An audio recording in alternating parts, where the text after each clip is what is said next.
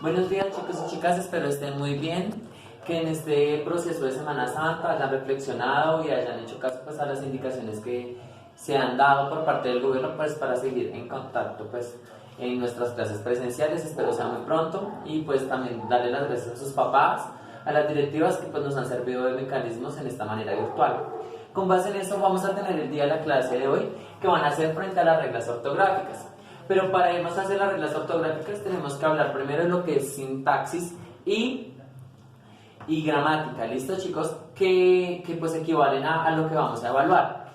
La sintaxis es una ciencia que estudia la estructura que tiene la palabra y la gramática es la composición que tiene dentro de esa palabra. Entonces sintaxis es el conjunto para que se forme esa palabra, ese texto, y la gramática es esa estructura que tiene esa oración para hacer una palabra, ¿listo?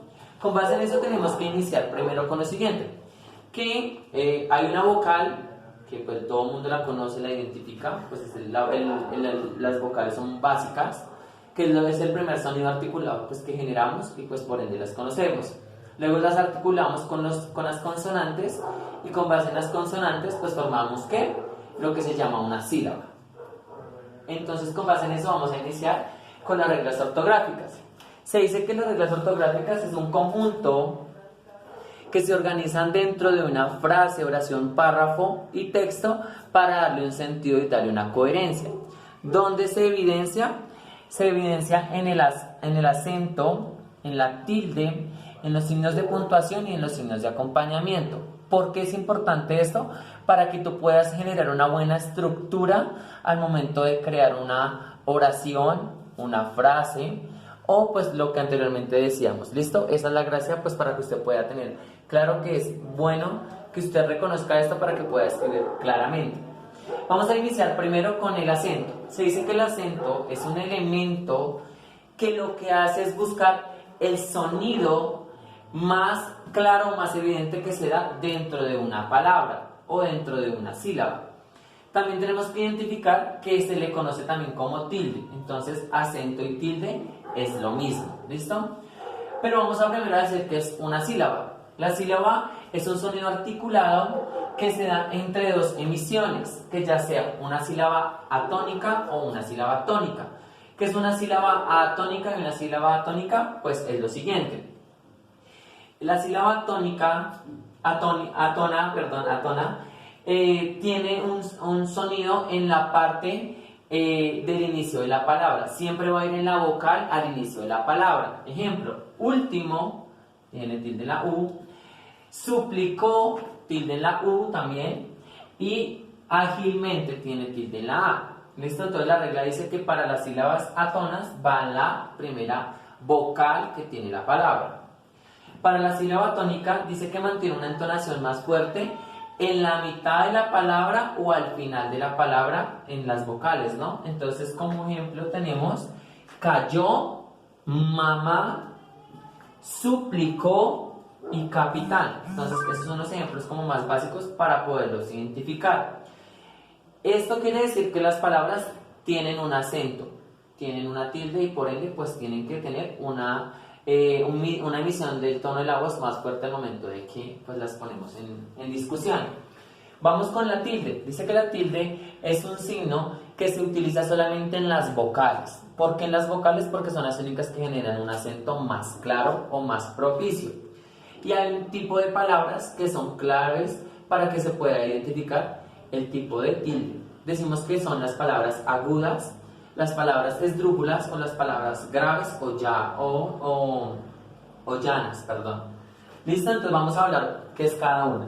Decimos que las esdrújulas son las que cumplen la regla en el inicio de la palabra, solamente al inicio de la palabra. Entonces hablamos de épico en la E, núcleo en la U, fórmula en la O, números en la U y séptimo o séptico en la E. ¿Listo?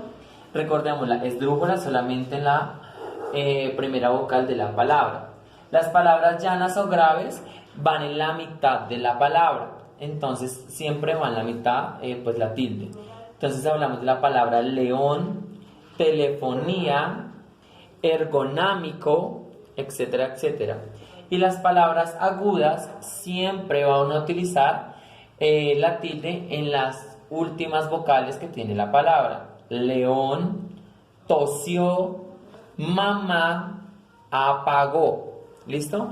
Es claro y evidente que pues, tenemos que aprender a manejar las tildes y pues la acentuación en las palabras.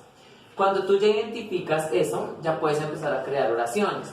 Cuando ya creamos varias oraciones y pues formulamos bien coherentemente lo que son las reglas ortográficas, tenemos que empezar a acompañarlas con los signos de puntuación y los signos de acompañamiento, que son los siguientes mecanismos. Los signos de puntuación, ¿qué hacen?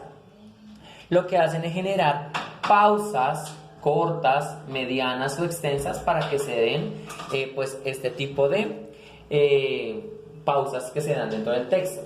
Iniciamos con el punto. El punto pues es claro, hay un punto seguido, hay un punto final o hay un punto aparte. Para cada uno de estos se tiene que seguir la regla. Entonces son pausas que derivan de ¿qué? Pues de la continuidad del tema. Pero si el punto es final, pues el punto quiere decir que ya no hay más seguimiento pues del tema. También hay otra que nos faltó por aquí y es la coma. Entonces la coma es una pausa corta que se hace entre dos oraciones dentro del mismo texto. Están los puntos suspensivos, que son los que generan el seguimiento de un diálogo, se utilizan más para un diálogo. Están los dos puntos que se caracterizan ¿por qué? Para hacer una comparación. El punto y la coma es para retomar de nuevo pues la siguiente formulación de la oración. ¿Listo? Y los signos de acompañamiento pues son los más básicos. El signo de interrogación que utilizamos pues para hacer preguntas como cuáles, cuántos años tiene, cuál es su nombre. El signo de exclamación cuando llegó ¡ay, me pegué! Como ¡oh, está lloviendo! Lo utilizamos para eso. El paréntesis sirve ¿para qué? Para hacer una, digámoslo, una comparación más clara frente pues a lo que se dice, ¿no? Él es más alto que Juan, entonces se puede utilizar el paréntesis. Hablamos de las comillas. Tenemos tres tipos de comillas. Están las comillas españolas, las comillas inglesas y las comillas básicas. Entonces, las comillas inglesas, las comillas españolas y las comillas simples. ¿Listo? Tenemos el asterisco, que también hace parte de nuestro componente, digamos, de acompañamiento, y está el guión, que se utiliza más para los personajes y secuencias que se narran en ese tiempo y espacio. Con base en esto, chicos, quiero recordarles que todos los signos de puntuación, los signos de acompañamiento, el uso de la tilde y el acento hacen parte de las reglas ortográficas y dentro de la producción escrita que llegamos a realizar. Es por esto que necesito que por favor también ustedes identifiquen también este tipo de características al momento de su escritura, porque si pulimos bien la escritura podemos tener una buena coherencia dentro de nuestro proceso de formación. Con base en esto pues me despido, espero estén muy bien y espero verlos próximamente en otra clase virtual. Listo, Dios me los bendiga, juiciosos. Chao.